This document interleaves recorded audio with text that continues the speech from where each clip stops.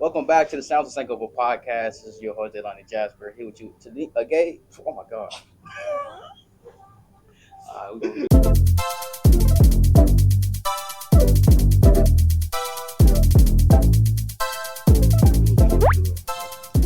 Welcome back to the Sounds of Sankofa podcast. It's your host, Delani, back with you guys again with another edition of Black History, Black Excellence. And today we're going to be talking about Black faith. Now, I know in my own personal opinion that I do not have enough experience learning about Black faith. So I brought a special guest with us today. Introduce yourself. Hi, everybody. My name is Jeremy. I'm a junior, major in business administration, and yeah. Okay, cool. So this is going to be like a not you like a usual podcast topic based thing. It's going to be like an interview. Because once again, I'm not really informed when it comes to Black faith or theology in general. So a lot of the stuff is going to be coming from his knowledge. So the first question I got for you is, what got you interested in church faith or theology in general? I would say um, the main thing. It's pretty interesting because when I was younger, I was kind of I grew up kind of like in a. I was born in South Chicago, so I grew up in a background in which people knew about Christ and like people talked about it, and they may even try to like believe in it, but Mm, it wasn't like developing. It was kind of just like they believed in Christ and kind of just left it at that. They didn't really go to church and so forth. So I didn't really grow up in a church environment. I kind of temporarily went to church with my older sister when I was like 7 years old. I think that year was like when I was baptized, but it kind of drove me away from the church because a lot of the questions in which I had, even as a kid, I couldn't really get like definitive answers for. So, like, I was like in high school, I would say that's kind of when I kind of was driven away from it. I was kind of more agnostic on the side, and the more I started to like look into like uh, history in general, because that was like one of my favorite topics. I used to love looking into like Greek mythology, Norse mythology, mm. just different like how different cultures used to think back in like ancient times and whatnot. And then I'd say that kind of led me to looking into like what the Bible was and like how the Bible came to be about, and that's what kind of drove me to kind of look more into it. And the more I started to look into it, the closer I kind of started to get pushed back into being a Christian, basically. So you talked about at a young age you kind of had questioned Christ and His work. Yeah. What event happened to have you, go through that? Should I really believe in him? Yeah, so it wasn't not necessarily the event; it was more so the things that happened in the Bible. Mm. And essentially, for me, um, I was again 7 years old, 7 to 10, trying to read a No. document that was made by 60 different people for the span of 2,000 years. So I was kind of looking at things, of course, on the surface, right? Just like any kid. And I was just like, I know one popular story that was always talked about was Job, and I kind of had some issue with that story at first because, like, when I was 8, I used to ask these questions like, well, why did Job necessarily have to go through this, or just these different things? And I remember when I used to ask those questions, I never really got definitive answers for it. And when I looked at, say, for instance, like the New Testament, where Jesus talked a lot about what hell was Mm. and the salvation of like humans and like how getting into heaven is like it's a very narrow topic.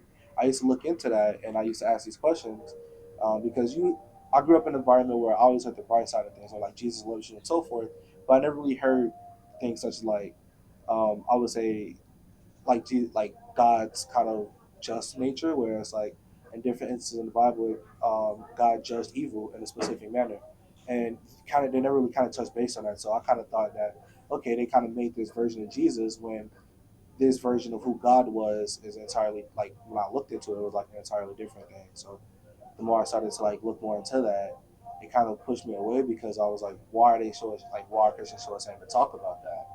And it kind of pushed me away. But the more I started looking into the history of the church and the Bible and like the history of Christianity in general, I realized it wasn't the narrative that it wasn't Christianity that Mm. was being it wasn't like Christianity that was being manipulated, but people had their own versions of it, and that's kind of what was being like taught to me. So I wasn't taught how to be a Christian. I was kind of taught how to be um, a Christian in a sense to where people had what was the narrative that like that specific church or the specific environment I was in was trying to push onto me basically. So speaking of like, I think you said something about like generational teachings. We talked about generational trauma in our second episode, family and relationships and stuff like that. And do you think that religion also plays a part in generational trauma?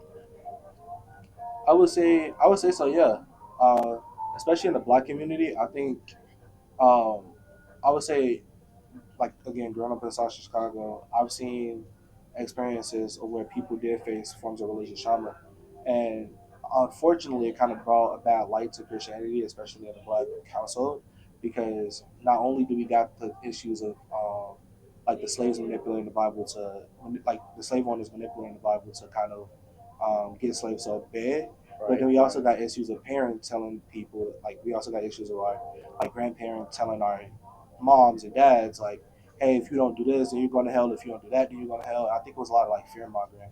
Yeah, Um, I would call it like religious nitpicking, where it's yeah, like if you don't do this, like you said, if you don't do this, you can go to hell, or yeah, you're breaking God's rules, or something like that. I also feel like it was a form of gaslighting, yeah, where it was like, like once again, it's like this is something that God wouldn't do, or this is, God's work. You start doing this and stuff like yeah, that. But I feel like there's an easier way to like bring people into religion without like you said, fear mongering or gaslighting or manipulation. yeah. And it's and again, that was like a really popular thing, especially in the environment I grew up in. I kind of experienced it myself, but it was situations where it's interesting because in the Bible, Jesus actually called them like he has a term for it. It's called religious hypocrites. Mm, Was like people like they will say these things, like they'll say these things, and like they'll like say with like they'll put it in front of like they'll put the front as if they're like following God in the most holiest way possible, but meanwhile they're doing all these different things behind closed doors because like they may portray the image that they follow him, but in their heart they kind of like don't. And it was situations where the people that like it was called the Pharisees, the ones who crucified Jesus, the religious leaders or whatnot, at that time they was expecting a Messiah, and he like they followed like the scriptures to like literal, like it was so literal and mm, over yep. exaggerated, and they followed it to a T, and not knowing that, and in doing so, they misconstrued a lot of scriptures, and they misled a lot of people into believing certain things, and multiple times in the New Testament just kind of talked about that. So it was a situation where it's like for me, I looked into that and I was just like, that was one of the aspects that kind of led me to think, okay, the version of Christianity that I was taught when I was younger, that's not the version of Christianity that actually is like in the Bible. Basically, that's not what it means to be Christ and so forth. And it was kind of like me opening up the Bible was kind of like an entire. It felt like an entirely new religion to me, to be honest, because everything I was taught as a kid, I completely had to like throw out the window Mm, because like a lot of that stuff was kind of just like contradicting what the Bible was, which is interesting because you hear like pastors, especially in the black community, you hear pastors talk about, they can throw Bible verses off the like nail, like right. they can quote Bible verses and so forth in a situation to where it's just like it's not really it's not like they may remember these things, but it's not within their heart that like they actually know these things. They're not knowing what they're talking about. They're just using a specific verse. It's called cherry picking. They use a Mm-hmm. specific verse Yep. to kind of fit their narrative of what they want Christianity to be, and they teach that to others. And I think that's kind of like what happened in our community, where it's like the misconstruing of Christianity kind of caused like a wildfire, I would say, because it started off as like these small messages that the pastors want you to believe and so forth. Things such as tithes, and I have a side issue about that. The tithe they're giving like 10% to the church, and the church uses it for other things. But it was also a situation to where you get those, and then you get those people, and they teach it to their children, and then their children teach it to their children, and then you get a generation. I would say our generation, in which we look at these things and we like, well, this is bullcrap. Mm-hmm. This is just complete bullcrap. But unfortunately, we don't get a lot of people that have much more of an open mind to where it's like this is bullcrap, but let me be more curious into what actually let me be more curious into what actually this is because like what they're teaching that's just like not what Christ is basically. And I think like a lot of us don't have that curiosity because religious trauma affected us in so many different ways, so we just kind of tune the entire thing out as like a defense mechanism basically. So Speaking of which, we're going to be taking a break just to catch our breath and stuff like that. After we come back to the break, that is going to be our next question about. We're going to bring up the conversation of generational religions and how separate generations, I wouldn't say believe, but more like put more of God's faith into action more than others. So we'll be right back after this. All right, everybody, we're back from the South of Sankofa, and like I said, we're gonna break up the competition. The conversation. I said competition. Anyway, we're gonna break up the conversation back, and we're gonna start off with which generation do you think is the most religious? I would say that's a pretty good question. For me, being Gen Z, I can't necessarily speak for other generations, but I would say I can't necessarily say one generation was more religious than other, but I can say that the aspect of religion has evolved over time, Okay. in which other people, in which are like each generation has each generation has an ability to. I would say each generation has the ability to look at the previous generation and see the faults and errors of different things. Mm. And I think for our generation now, I think it's a little bit of people becoming more questionable about religion. But then on the opposite spectrum, you see people becoming more religious, whether Mm. it's like Christianity, Islam, Muslim, Islam. You see you see people becoming more religious. So I would say it's more so. I would say there's not really a measurement I can say that can really like talk about that, but I can say is like, say for instance, our generation, we're looking at like what happened previously throughout history, and we're trying to do the best in which we can to prevent that from repeating over again. So we look at the previous generations when it comes to like different things such as, religious trauma and just these different aspects, and we're looking at these things and saying, okay, how can we, like, we have the knowledge necessary to not repeat those things again. And I say from like a Christian standpoint, you see a lot of people becoming more traditional when it comes to Christianity. So, say for instance, Orthodox Christians specifically, you see like an instance in which people are becoming more Orthodox Christian because of them looking more into the history of the church and different things and looking into like this aspect. So you see like a lot of falling away from like Catholicism and the Catholic Church because of like a lot of Gen Z disagreements with the way that was like went about politically, and you see a lot of people falling more back into a lot of Christians falling more back into the traditions that like Christ preserved at the time, basically, Mm. and that initially led people to Orthodox. And I think, if I'm not mistaken, I think over the past 4 years, I think Orthodox Christians in America went from about 700,000 to I believe like 6 to 7 million or whatnot in like the past 4 years. But I would say we also have people on the opposite side in which there's kind of in between where they have more the agnostic path because they're again questioning just the state of religion in general and the things that happen. So that causes them to look more into these things. And essentially, yeah, that leads people to come to their own conclusions. But I can't necessarily say that one generation is more religious than the other because um, the same things that we face right now religiously is the same things that has happened over previous generations as well. So So this is more just like an ongoing cycle of like generations dealing with the same I thing. would say, yeah. I would say, yeah, it's more so history repeated. So, say for instance, like the religious zealots, that's what Jesus called them. The religious zealots and hypocrites that were confident about their religion and arrogant about their belief in what thought was and their misconstruing of scripture. That happened 2,000 years ago, and the same thing is happening now. And Jesus is just in the Bible and the Gospels, and the same thing is essentially happening now as we speak. The religious aspect being politically used for like political gain. I mean, that also happened 2,000 years ago, where Mm-hmm. the Jews went to the Roman Empire and wanted Jesus to be crucified because under the Jewish law they couldn't kill Jesus for saying that he was God because they didn't believe he was God. But that was a form of blasphemy, and they couldn't kill him necessarily. So they went to religious leaders and got themselves politically involved with religious leaders to do so. And then after Christ, you see, religion getting politically involved as well, especially with the Roman Empire. So I mean, the same problems we face now, I think, are the same problems that we faced back then. It's just, I would say, more people are being more aware of it. But yeah, when it comes to like the system and institution of certain things and how religion was used, I would say the same things are happening even to this day. And So do you think social media has heightened that awareness? yes and no. To be Oh, okay. honest, I'm a advocate for social media. I love people being able to interact with one another. Personally, social media offer me different benefits. Like I personally established connections with people that I don't think I would have wouldn't have done if it wasn't for social media. But then also we got in a in a gift of being more aware of knowledge. I think the risk of misinformation also spreads, Yep. and I think a lot of people are getting misinformed about certain. I think a lot of people get misinformed about a lot of things because they see certain things on social media and they take it for truth. Like for personally in my experience, I know I had like I know I had a couple conversations and viewpoints because a lot of people they have this perception of what Christianity is, and they have more so a perception of Christianity and how it's politically misused versus Christianity as like the whole and what it is exactly.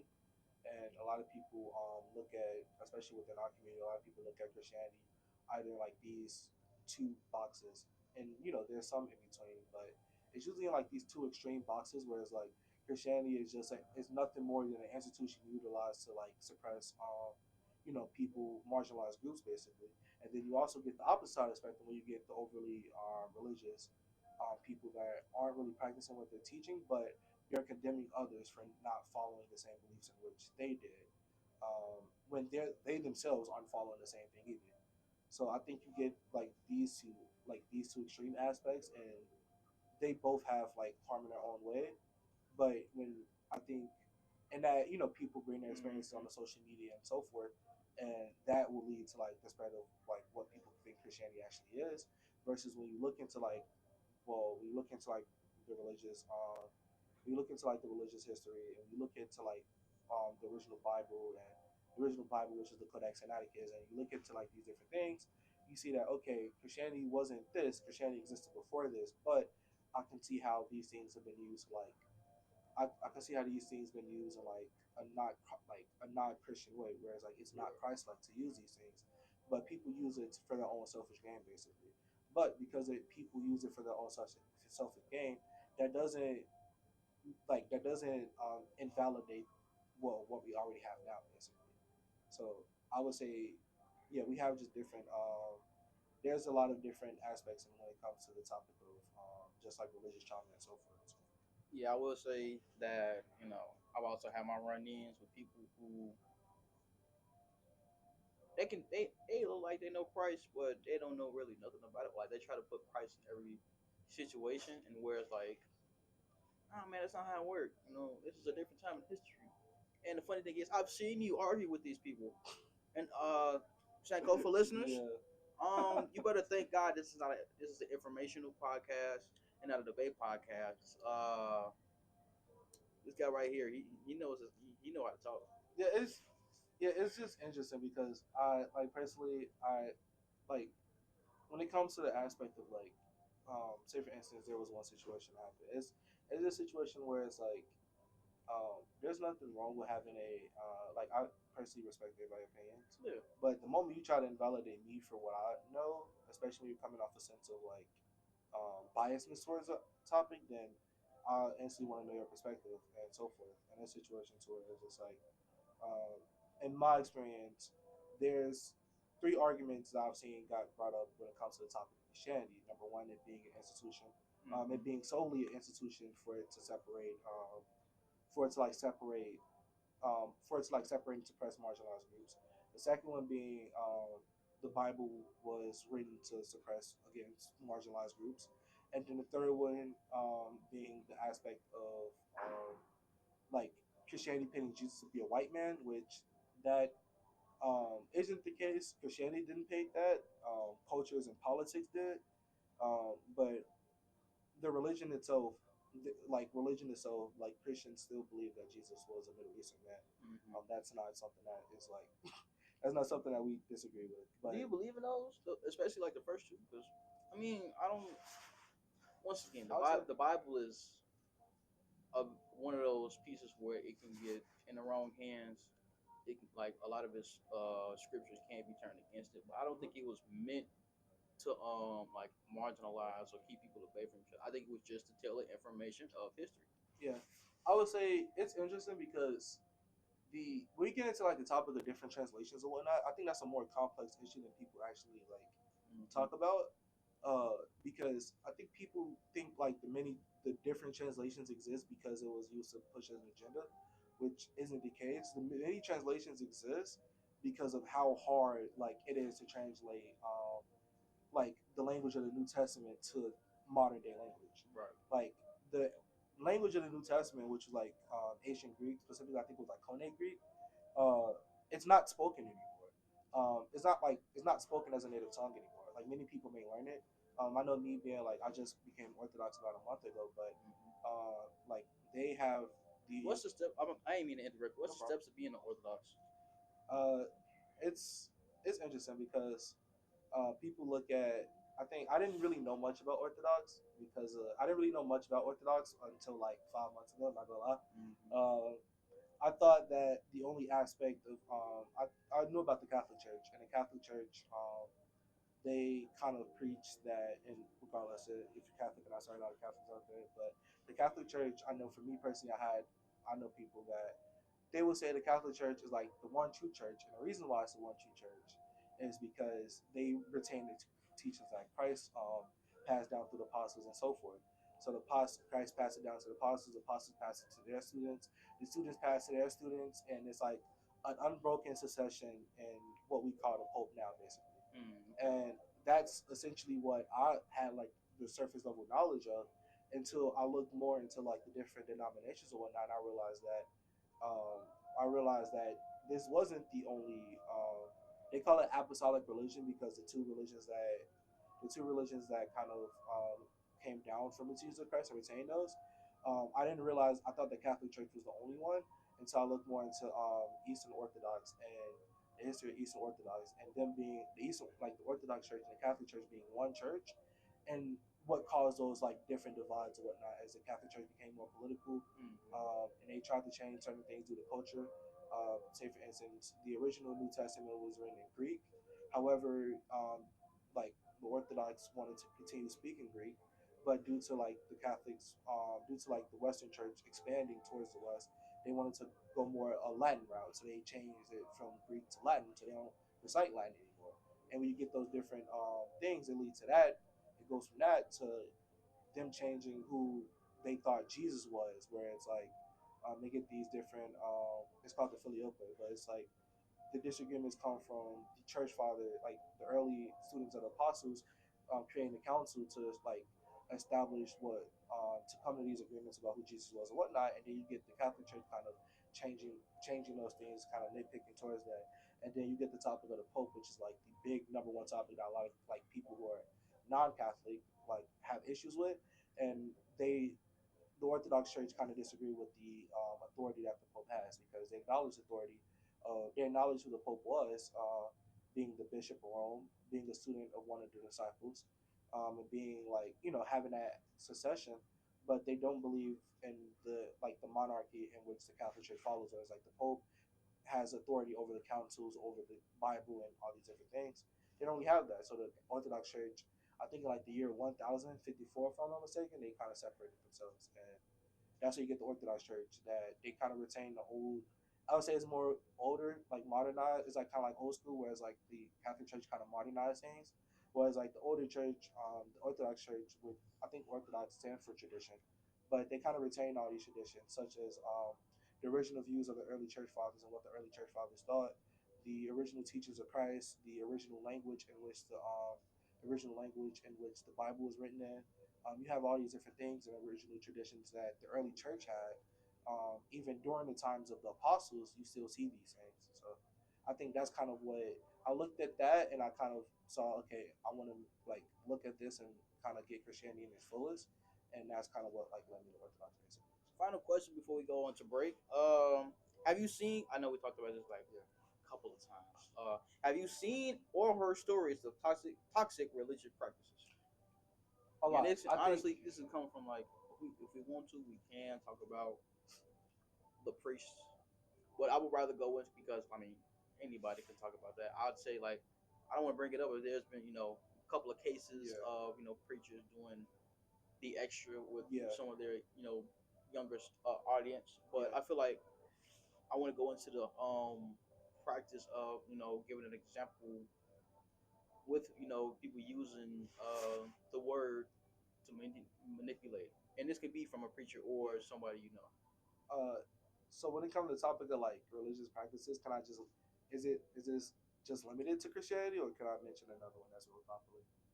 Like, Honestly, yes, because I also want to ask the question of this question will come up later about African Americans or Black people in general okay, branching into other different religions. okay, yeah. So with the topic of Christianity, I think uh, where you get this, I think the aspect of Christianity, at least from like what I've researched, is the divide comes from a lot of the division comes from the so we got okay. So let's go back in time, like the first millennium where Christ roamed the earth and so forth. Yeah. Like the first millennium.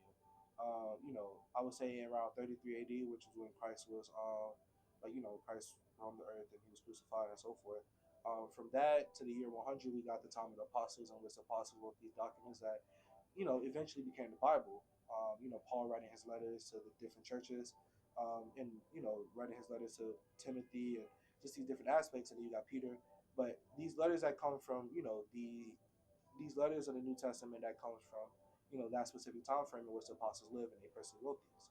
But then you also got so then after the first century you get into the establishment of the early church and these different aspects in which after the apostles passed away they a lot of them, I think all of them, were martyred in the name of Christ. I think Peter was crucified upside down because he felt like he wasn't holy enough to be like to die the same death that Jesus did.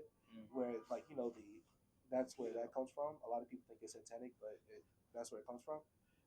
And then I think John the Baptist was beheaded, and you got like a lot of the apostles were like martyred because of their faith in Christ. So you get the establishment of the early church where after the deaths of the apostles, you get their students, and these being the early church fathers.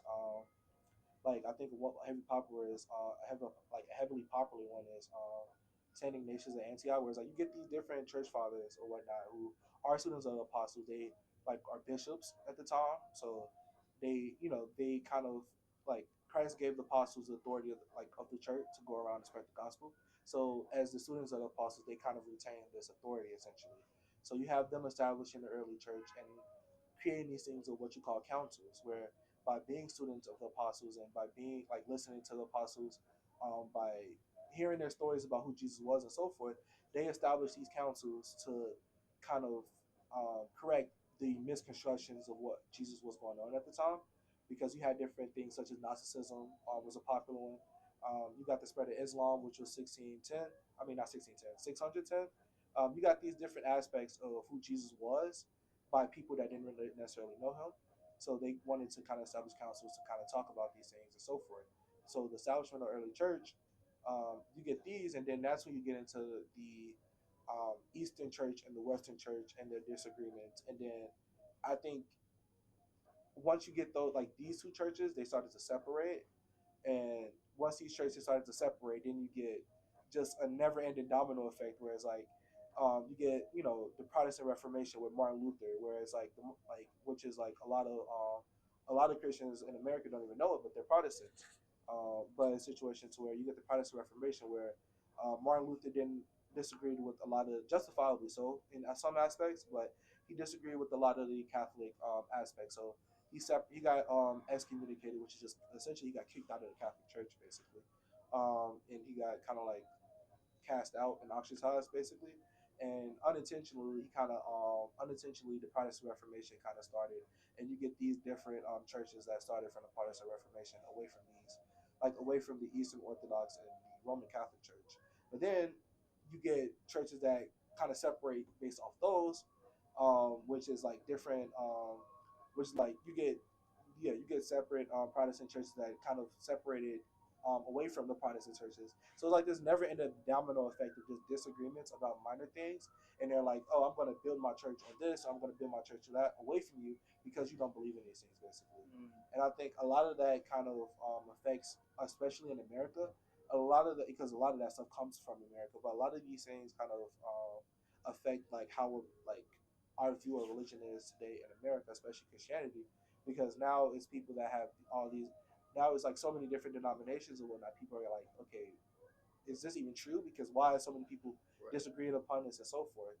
And I think that's where you kind of get like a lot of the confusion from, basically. So. Okay, cool. We're going to take another break. The next question that we're going to be talking about after the break will be African Americans and the branching of different religions. We'll be right back after this break.